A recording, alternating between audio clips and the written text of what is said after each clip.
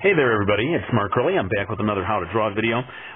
In the comment section of my last video, someone made a suggestion to do a video comparing male eyes versus female eyes. So that's exactly what I'm going to do. Thank you if you're out there watching for making that suggestion. I love it. So let's get into it. I'm going to start by drawing a pair of male eyes here at the top. And just let me begin by saying before anybody starts commenting, I do not propose to say that there is one way to draw male eyes and one way to draw female eyes. You know, I mean, I'm the guy who did the 100 ways, right? So this is just a kind of generalized principle of how to draw some male eyes versus some female eyes. I'm beginning here by drawing the shape of the first male eye, and the one thing that I see a lot as differentiating male and female eyes is the narrowness of the eyes. These male eyes, you will see from top to bottom, are pretty narrow, pretty wide from side to side. And there's a certain kind of angularity. You're not going for these smooth, rounded off lines. Now, one of the things that I'm sure that most people are concerned about with doing eyes is not making the male eyes look too female. Interestingly, you can get away with a fairly dark outline at the top of the eye, which I suppose indicates heavy eyelashes. I'm going to try to hold back by going too far with this, but I noticed that in most manga depictions of male characters' eyes, there is at least some darkness to that upper line. Let me go ahead and remember, when you're drawing eyes, that people say there is one eye's width between the two eyes. That's for real human anatomy.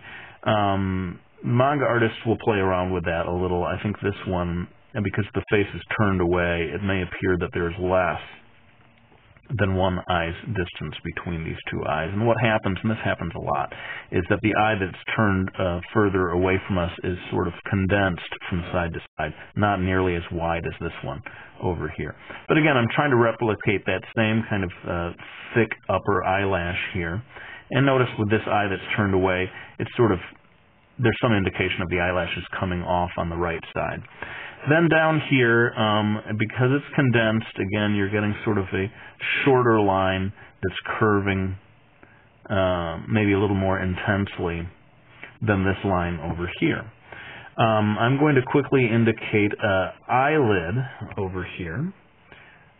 Again, it's this long, thin line that's not too far up from the eyelash line that we did a moment ago. And then this is kind of a cool thing that I see. Again, this relates to maybe to the particular emotion that you're having the character express. But this is one thing that I don't think you would ever see in a female depiction of eyes, and that is a delineation of the brow as it comes off of the eye. There's sort of these lines connect here. And then I'm going to drop in the eyebrow. This character has a fairly intense look on his face, either sort of a confrontational look, you could see it as, or just sort of a suspicious look or something like that. And I'll just go ahead and darken this in, the eyebrow. But all of these lines a little more angular than you would see, and like I said, with female depictions of eyes, I almost never see this line in here kind of carving off the space of the forehead. Let me go ahead and sort of replicate that over here. The lines end up being a little less complicated than over here. That shape is not really delineated over here. And go ahead and put in the eyebrow.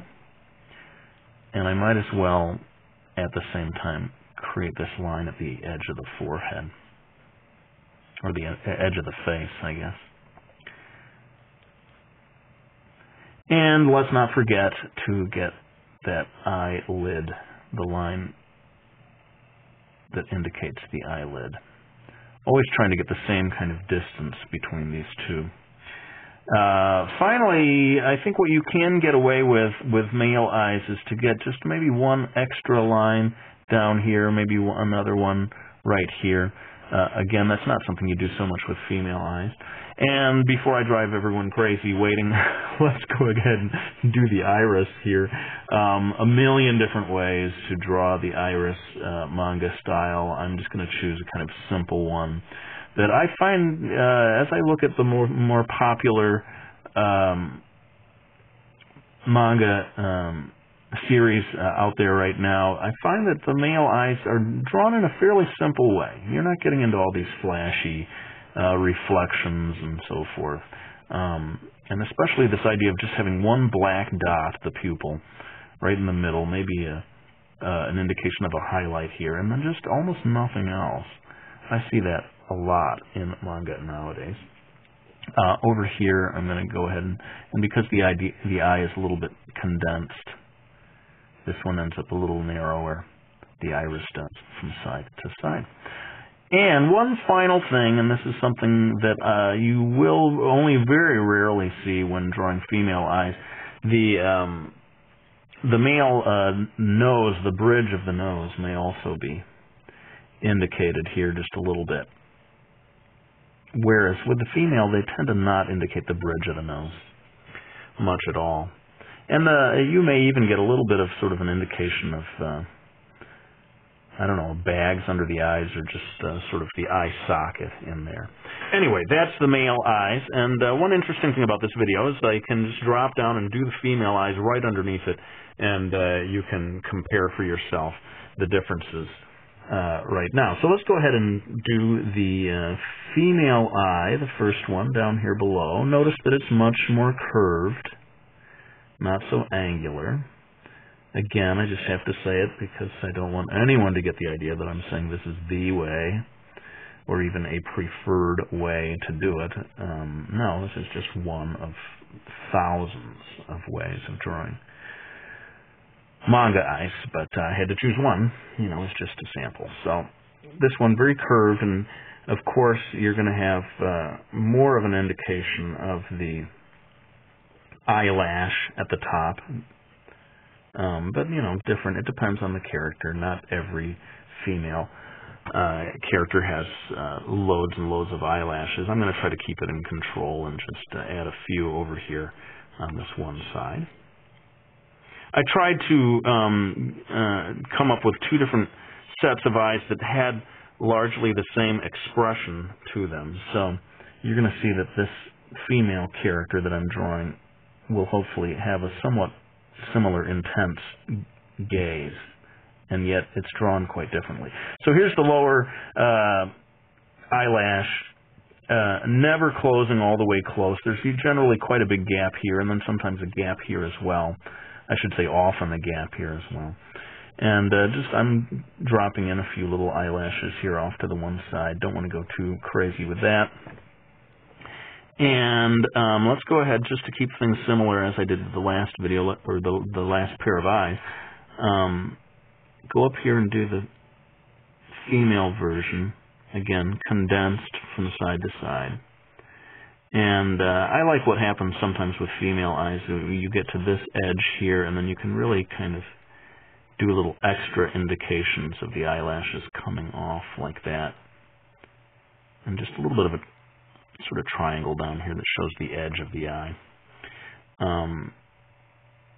All of this, again, condensed, made shorter, but only when the eyes are turning away from you like this. I sort of prefer this look. I think it's more interesting than the dead-on look. Let's go ahead and get her eyelid indicated. And often, but not always, these two lines can meet one another. But very often they don't meet at all. And so, like I said, these are supposed to be similar expressions. You really have to watch yourself, I find, with the female eyebrows. You don't want to get too many lines up here and start going too crazy. I think the simpler the better. That's my opinion when it comes to drawing female eyes. And over here, just above, again, not so long of a line from side to side just because she's turning away. And let's go ahead and get the face, the line at the edge of the face drawn in here, less angular than we had with the male eyes. And last but not least, I'll go ahead and jump in here with the irises, much, much larger than in the male eyes above. That's, it's not a law or a rule, but I find in general the female eyes will be drawn with much larger irises. And this is, like I said, with the male eyes, I see a lot of eyes that are quite simplistic, very few lines. I think with female eyes, in general, people will allow themselves to get a little more, try to create a little more of an illusion of depth by adding extra lines in here. I'm just going to add sort of a secondary line around the bottom.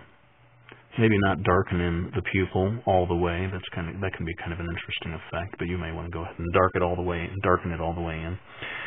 And let's do the other one over here. Again, narrower from side to side. A much larger highlight than we had. Well, maybe not much larger, but a larger highlight than we had with the male eye above.